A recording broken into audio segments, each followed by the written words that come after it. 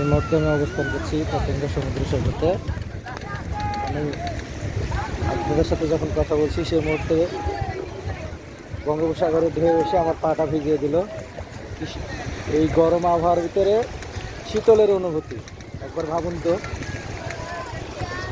প্রকৃতির কাছে এলে আসলে প্রাণটা জুড়িয়ে যায়। পৃথিবীতে প্রাণ জোড়াতে বা মনকে ভালো রাখতে বা মনকে প্রফুল্ল রাখতে প্রকৃতি ছাড়া কেউ পারে না।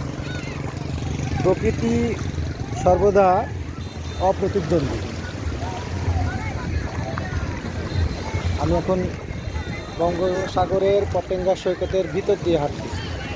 ঢেউ এসে এসে আমার পা ধুয়ে দিয়ে যাচ্ছে আর আমি আপনাদের সাথে কথা বলছি।